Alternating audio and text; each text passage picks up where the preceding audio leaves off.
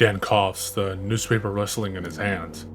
His wife Vicky is cleaning the dishes while his young daughter Alice eats her cereal. The front page of the newspaper reads, "Another woman missing, about 5'1", black hair and blue eyes, last seen wearing a black dress with matching shoes."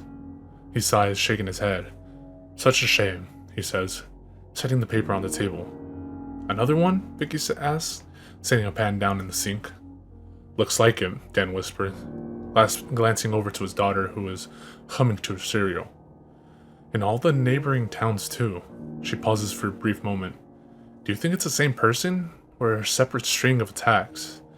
His wife asks with concern, glancing over to her daughter. "Not sure. It could be. All we know is this one is missing like the other girls." Dan rises from his seat and hugs his wife tightly. "Don't worry, honey.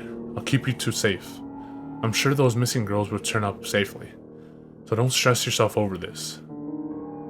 He whispers to her and then notices the time on his watch. "Oops, it's time to leave. I'll see you after 8 p.m., honey." He smiles, giving his wife a loving kiss. "Another long day at work? They have you staying late a lot," she replies, giving him an upset look. "Yeah, we're just doing a big work project. No worries. I should be done soon," he reassures, and then scoops his daughter in for a hug. "See you when I get home, sweet pea." He laughs, giving his daughter a kiss on the forehead. "Okay, see you later, Daddy," she replies with a smile, poking his nose. He laughs, setting her down, then heading out for the door. They live in a happy, friendly neighborhood with nothing to complain about. The houses are far apart enough where noise is never an issue. Then they had a nice stretch of woods just behind them, adding to the charm of the place. Dan's workday goes by as per usual. At lunch, he usually gets a call from his wife and child to cheer him on, and at 5 o'clock, Dan leaves work. Instead of his heading home, however, he heads to his normal after-work location in the woods behind the house. The trail he needs to take is about a mile away from the neighborhood, so he doesn't need to worry about being seen by his family nor his neighbors. The familiar dirt road comes into view from down the road, the semi-hidden entrance appearing ever so clearly as his car nears. Once hitting the trail, the grave makes itself heard. The trees buzzing past in a blur, his heart skips happily as he nears his hidden sanctuary. The engine stops running, the sound of the wild becoming clearer with its silence. He steps out of the car, already hearing more captivating sounds coming from the hand-built shack ahead of him. Now, sweetheart. No more screaming. I'm here now, Melissa, was it? Well, so the newspaper said. His voice rising over the other sounds coming from the next room. He steps calmly into the shack, locking the door in a devious manner. He begins to remove his work clothes, placing them neatly in a plastic bag and into a shelf high above. He proceeds by putting other clothing on, taking his time in doing so. Blood soaking the shirt and pants from his prior works in the shack, studying each old and new stains, bringing back nostalgic feelings to him. He finally turns his attention to the door to the next room. Sounds of metal clinking around becoming more rapid with every step closer he got. The door opens with a long creak. The woman in a torn black dress on the table, stretched in an abhorrent manner. If she thrashes around too much, she could break a bone or two. That is what he hopes for. He studies his work from yesterday. Her nails have stopped bleeding. After removing them one by one, he accidentally spilled bleach into her eyes while in a hurry to leave yesterday. You should be happy. You're a star. Or maybe I'm the star. Ha.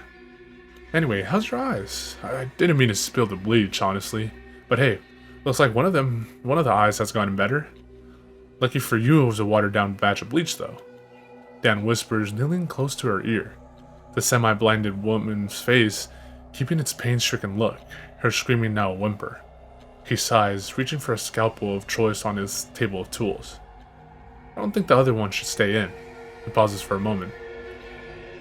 I can fix that for you. Dan pauses, letting his words linger.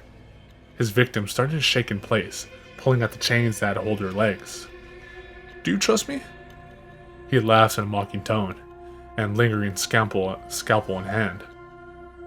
I'm home, he calls cheerfully, opening the front door of his house. Welcome back, honey. You're late. Dinner got cold.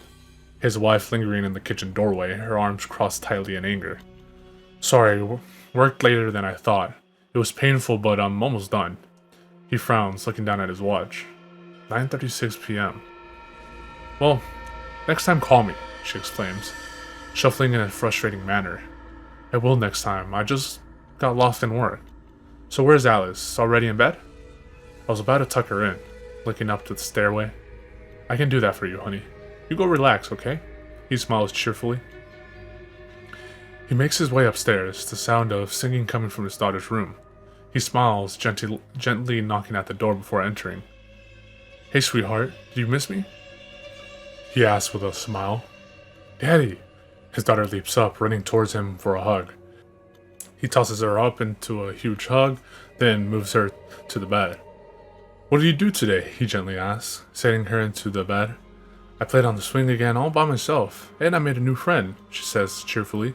Oh, who's the new friend? He smiles, pulling the sheets up. Her name is Millie, and she's a princess, his daughter explains, smiling happily. He frowns for only a second, getting an odd feeling of uncertainty come over him, then quickly brushes it off. Must be her new imaginary friend, he reassures himself. That's good, baby girl. I hope she's a nice princess, like you. He pokes her nose, and she giggles in response. Good night, princess. See you in the morning. Giving one more tug before kissing her forehead. Good night. Night, Daddy. She yawns, resting into her pillow. That night, he's awoken to a strange sound, breaking him free of his sleep. The dark room coming clear as he slips out of his sleepy haze. He could hear it more clearly now, the sound adjusting outwards from the once silent sleep. Sounds of someone crying, accompanying them by a loud creaking of a metal lingering loudly in the air. Dan, did you hear that too? His wife tugging at his arm as she sits up in the bed, her breathing becoming rapid. Yeah, sounds like the swing. Do you think Alice got up? He questions, furrowing at the eerie noise, seemingly getting boisterous. He pulls himself up from the bed, placing slippers onto his feet. I'm not sure, his wife whispers with a nervous tone. I'll go check. You go back to sleep, he reassures, making his way out of the room and down the stairs quietly. The house is darker than black, the only light illuminating from the back door in the kitchen. He slowly makes his way to the door, peering out. Nothing. The swing set untouched. Odd, he whispers, feeling a rush of cold air envelop him. He slowly makes his way to Alice's room, then quietly opens the door. Alice is still there, fast asleep, hadn't even moved from where he tucked her in. He knew he wasn't imagining it. After all, his wife heard it too. Yet the sound is gone and Alice is sound asleep. He sighs, feeling exhaustion taking over again, and retreats back to bed. A few days go by, but a feeling of dread still lingers deep within him. Dan skips his after-work activities. They ended wonderfully last night. Euphoria, that feeling that takes over as he repeats the memory. He could still feel her beating heart in his hand, that last lick of pain as he ripped out the heart from her chest. He turns the corner, his mind lost in a blissful cloud. These were broken, however, by the sight of police cars outside his home. He freezes to a halt, the engine rattling it in its idle position. His mind races on what to do. Clearly, they finally found him, his heart beat quickly in his chest, each pound booming in his ears. His wife notices his car and runs over, tears streaking down her face. He quickly shuts off the car, ready to pull the ignorant card. What's going on? He yells, ripping his on-edge self out of his car. It's Alice. Her words stammering out, new tears falling from her eyes. What happened? Is she alright? His heart sank, the feeling of alarm emerging. No, she found a human eye, bloody. It was outside by the swing, she yells, going into a hysterical cry, her body shaking violently. It will be fine, ma'am. An officer interjects, interrupting them. Fine? Where did this thing come from? He yells, anger masking his dreadful feeling. We don't know yet. We're looking into it. For now, we'll have a car patrolling the area. The officer calmly reassures and makes his leave. That night, none of them said too much. Both his wife and daughter were shaken from the earlier events. He, however, trying hard to cover up his guilty thoughts. His theory being a bird somehow found the eye and dropped it going by. It's a far stretch, but it's the only logical conclusion he could come up with. He tucks in Alice into bed, who's still shaking in fear. "Daddy," Alice whispers, her meek voice nearly a squeak. "Yes, sweet pea?" he frowns, looking at his daughter's pained face. "She told me she was gonna hurt me. That's what she said. She had the same eye color as the one I saw." Her head hanging down after the last word, shook, nearly causing Dan to collapse. He hugs her tightly, hushing her. "It was just a dream. As long as I'm here, no one will touch you, okay?" Giving his daughter a concerned look, she nods, laying back down. That night, Dan tosses and turns, but can't rest. His thoughts drift to the eye, then to where his sanctuary, then back to the eye. She's dead. I pulled out her still beating heart with my bare hands. Moreover, all the bodies have been buried. The shack was too far from here for the police to search as well. So there's no way it was her, he thinks to himself, tearing his mind apart. A loud metal creaking sound interrupts his thoughts. He stops breathing. The sound echoes so vividly, twisting his mind. His heart starts to pound in his chest, each creak of metal taunting him, louder than his fast-beating heart. He quietly rips himself from the bed and rushes downstairs. He tears the back door open, stepping out into the deadly chilling air. He violently looks around for the taunting sound, the world spinning around. He makes his way over to the swing, an image of her eye, forcing its way into his mind. The swing, it's fine, hadn't even moved an inch. He exhales, feeling himself relax, pushing all the thoughts away. He turns back to the house when something stops him abruptly. The words, "Do you," are written above the door in what looks like blood. A jolt of fear takes a hold of him.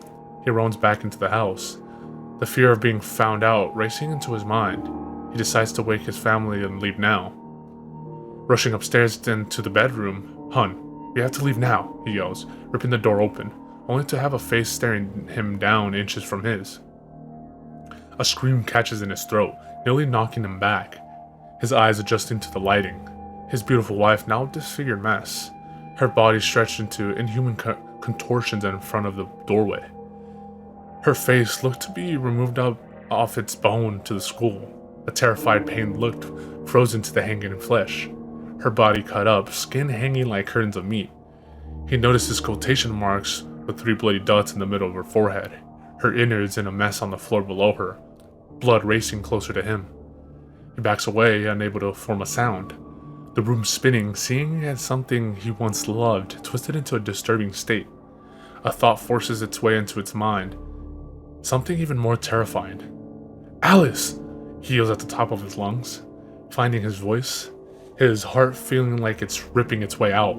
Without hesitation, barges into the room, the door slamming into the wall.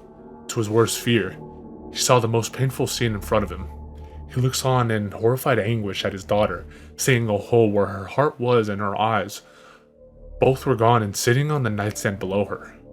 Her frail body in such a horrifying state that his mind couldn't even register it completely. Dan falls back on against the door, unable to see straight. No, who did? Why them? Dan finally manages to yell, shaking in horror as the images of his family flash through his head. That's when he notices something dark is bundling up in the corner of Alice's room, next to her bed. His eyes linger from the dark bundle to the wall above it, with the words, "Trust me?" written violently on the wall in blood that trailed from Alice into the dark mass in the corner of the room. The bundle then began to move, get up with stiff movements, its shape forming into that of a person's. It slowly turns its head with a crack towards him. With its voice lost in terror, it steps closer to him, the moonlight illuminating her. A gray woman with a missing eye facing him, or what was left of a woman, a large hole showing up on her chest, her clothes covered in dirt and dry blood. He tries to move, but the woman let out a blood-curdling scream, causing him to become paralyzed. She twitches, slowly moving towards him, her arms reaching for him with bloody fingertips, absent of nails. "Why?" he managed to meekly shout, She pauses. Why did you kill them? Why not just me? He shrieks. She tilts her head. Because you must suffer what I suffered, taking advantage of my trust. You removed my organs, I removed theirs, and now I'll rip out yours. She responds with a dry, low voice and then lunges for him. He gains control of his body, but not in time. Her shriek piercing into his ears as she attacks. After a week had passed, a curious neighbor found the wife and daughter in their terrifying state, but the husband was nowhere to be found within the house. When the police checked outside, they found a trail of blood leading to a shack deep in the woods. The words, "Do you trust me?" written in blood and guts all over the shack's walls. The bodies of the missing girls were found mutilated in shallow graves, buried behind the shack, all except one.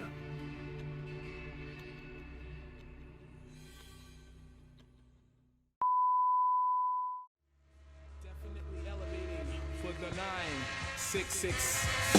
The ill suicidal libel to take titles and make vital signs, but not like no cancer. Answer, there's no chance to advance to ya. Crew ya got blazed through ya. The great super science, applying pressure. I desecrate with double O's and bubble folds while I cut you, bro. I juggle flows that goes ballistic, reminiscent of exquisite cannibalistics and a sadistic doctor. My sick shit, nausea, improper. Got